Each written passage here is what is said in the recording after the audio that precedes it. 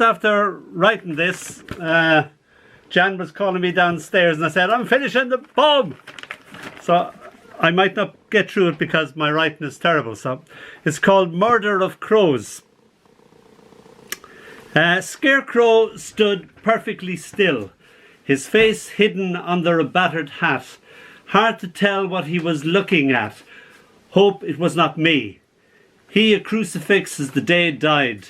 3 crows hanging upside down from his thin left arm. 3 crows hanging upside down from a thin right arm. Life had left them to rot, present only by a terrible absence. A series of crows nailed to a barn door. The wood weathered beyond age, paint peeling off like skin. Wings outstretched like a deadly blessing, like heraldic emblems on medieval shields. Was as if one had stepped into an Andrew Wyatt painting and the painting had refused to let you go. As if Scarecrow had gotten a shotgun, shot them down one by one by one by one. The bark of the gun proclaiming my name is death. Or that Scarecrow had pulled them from the sky with his bare hands and bitten off their heads. Carcasses, a maggot's feast. Crows fleeing beyond the far horizon.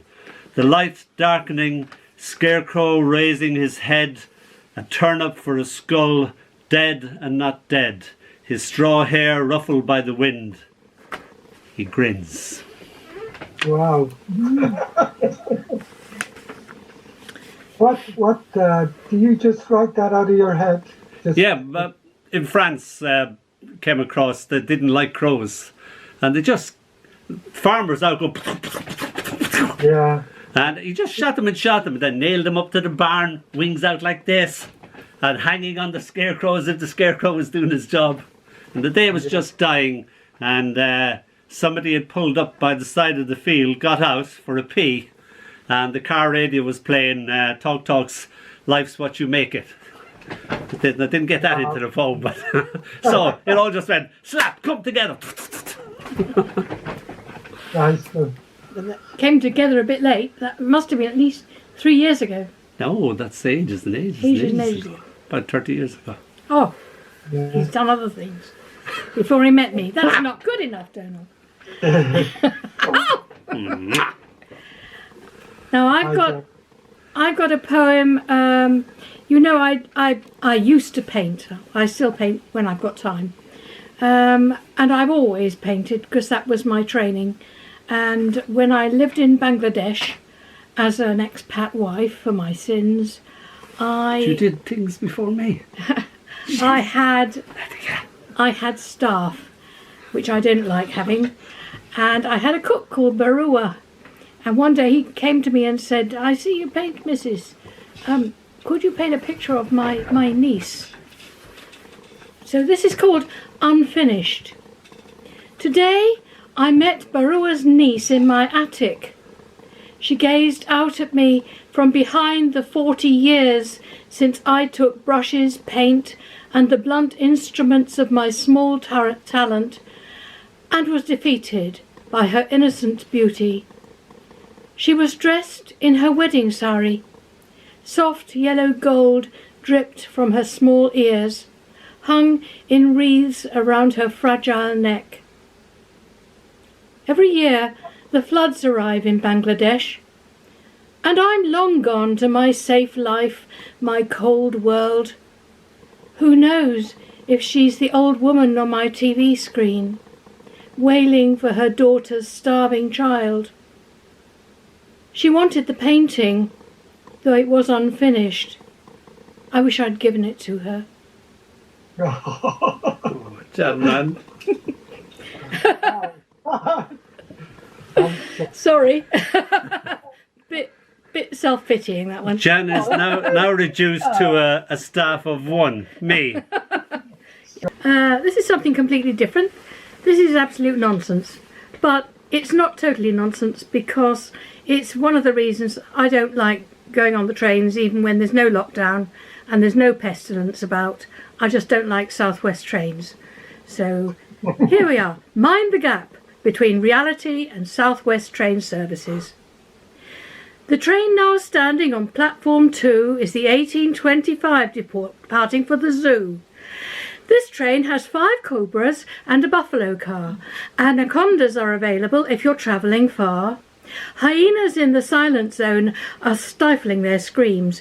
A vulture with a mobile phone is working hard, it seems. The parrots are unanimous. They're making noisy claims. You must have a valid ticket to travel on one of our trains. A flock of sheep is twittering because they've missed connections, but all the goats are smiling, eating chocolate confections. Please ensure your luggage does not obstruct the aisle, for bears are coming down the train in growling single file. Don't put your feet upon the seat, nor your hooves nor paws. Retract your claws for safety. These are our railway laws. Please take your meerkats with you. Check the overhead rack. Alligators left there are seldom given back. Have a safe onward trip. Take care and mind the gap, for sometimes there are tigers emerging from the track. Lord, Jan, man. Excellent, Janice. Okay, Dónall, you're Right, this is a poem called The Tales Told by Birds. It's for my friend Sham in India, in New Delhi. And the first day of lockdown, I was talking, he's a well-known poet and he's a well-known twitcher as well. So we were talking birds and poems, so this is how this came about. Peter Kennedy, don't think he's anything to you, Dan, who does COVID poems, a site for them, has brought out a book of the first 50 poems. And he's entitled it The Tale Told by Birds. So this is the title poem. The civilization of the birds will prevail, and they will tell their eggs stories about how the humans nearly destroyed the earth, and how now they only survive in the stories that birds tell to frighten their little hatchlings, who don't really believe that such creatures could ever have existed. Nice. That's really good. Now this goes without saying. It's called Goes Without Saying. It's a family poem, as we're coming up to Christmas. It's about Auntie. Auntie was a master of the pregnant pause. She punctuated tales with verbal brackets, virtual ellipses, left utterances hanging like plates in a circus act. Would they fall? Would her completion of them come too late? Would the listener pick up the ball and run with it, finish off the sentence where it lay half dead? But almost always, stunned by glints from Auntie's glasses, her hearers waited in the heavy silence, and she gunned down all resistance and triumphantly delivered the anticipated cliché. Thank you. Janice. Have you got one, Dónall? I have indeed. This was actually written going up to the Torriano for one of Lisa Kelly's classes. And we got stopped at, we're at Kentish Town, and the tannoy came on and said, rah, rah, rah, rah, rah, something like that. Didn't know what it said. So that gave me the idea to do this, and it's called I thought being a Dalek was a job for life. He was a Dalek falling upon hard times. Got a job on the underground, announcing stations, announcing stations. His wife, too, had seen better days. Got a job as a talking clock. The time will be, the time will be. Mr. and Mrs. Dalek, far now from world domination, extermination of others. The next stop will be London Waterloo. At the final stroke, it'll be 12 o'clock. Exactly. Thank you, Dónall. Oh, it's murder in the throat. This is called I See the Moon. The title comes from a cliche. I see the moon sees me. Is this the rock that should inspire a lover's kiss, a poet's song? This satellite that owns no light, floating pale in light polluted sky, remembers itself as huntress, aphrodisiac, goader of the mad. The moon ignores invaders' paltry flags. Its gravity still rules blood and oceans. You whisper, the moon is huge tonight.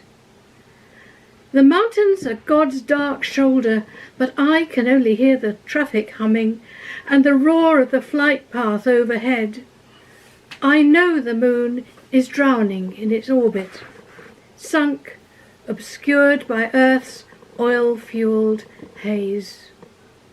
Sorry to be depressing. Thank you, Dennis. Great stuff. Yes, Donald. When I see a man putting up a bivouac beautifully, I want to do it myself. When I read of Christ raising the dead, I want to raise the dead myself. What a glorious thing to be an artist, to perform miracles. I am on the side of the angels and dirt. And that could only be Stanley Spencer. So we went to Cookham and we saw his old encrusted pallet and the pram that he pushed around and all that. And one painting was missing on the wall because somebody had stolen it the week before. You think, whoa. I thought it had been loaned. That's why I asked. And I said, no, that was stolen last week. Somebody got through with... Right, so this is called I Want to Raise the Dead Myself. Here in Cookham, Stanley has become sunlight. His voice become as leaves that walk amongst the breeze. Here my hand on his battered pram, pushing it along, stepping into the photograph of him that the camera catches. His paintings chat with me, gossip about all they've seen, the comings and goings in heaven. I tell them about times that have come, they talk about time gone. His resurrected voice speaks to me in rain. Painting is my way of saying ta to God. That last bit is a quote from him. Okay, I'm going to read one more. It's a short one, and it's a bit early really. It's called Christmas Day. Cried a little, ate cake, drank Christmas scotch. Remembered, reminisced, missed faces lost and places left behind. The Queen spoke, but not to us. We gave, received, grieved not a bit for abandoned rituals. Tomorrow we'll go on, knowing we're as far away as we shall ever be from Christmas Day, but nearer to each other. Sorry to be soppy. Look, I have this piece of mistletoe concealed in my palm.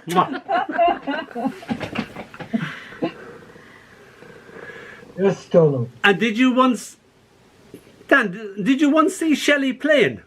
And did he stop and talk to you? Oh my God, speak to you. That's Robert Browning memorabilia. So again, how strange it seems and true. That's the one. How strange it seems it's true. So I was looking after this little old lady, and she had all these pictures of Elliot on the wall and all his books and first editions and all that. And she said to me, "Do you like Elliot?" And I said, "Whoa, indeed I do." And she told me, "I once met Elliot, you know." And I said, "Really?" So this is our meeting Elliot. It's called You Are the Music While the Music Lasts. And did you once see Elliot playing, and did he stop and speak to you? Well, no, not actually. Well, kinda, sorta. Crossing the street in a sudden shower amidst the trill of bicycle bells, the honk-honk of motor cars. "Oi, watch where you're going, love!" And there stood Elliot, frozen in time, balanced on his toes, crossing and not crossing, a bit like an undecided procrastinated proofrock. He looked exactly like himself. Like a photo come alive, an anonymous bowler-hatted man, an unused umbrella perched on the crook of his arm. He appeared both calm and alarmed, as if a poem had crossed his mind, interrupting his crossing among the plop of large raindrops. I wanted to quote his words to him to say somehow I knew his mind, and for all of that second, he was mine, as if I owned the very essence of him. I took him by the arm, reminded him he had an umbrella. It was as if I was talking to a somewhat forgetful God. Yes, thank you, my dear. How strange it seems, and new, as Mr. Browning once remarked. See, you got to the last line before me. Sorry about that. Oh, you must have met Elliot too, did you?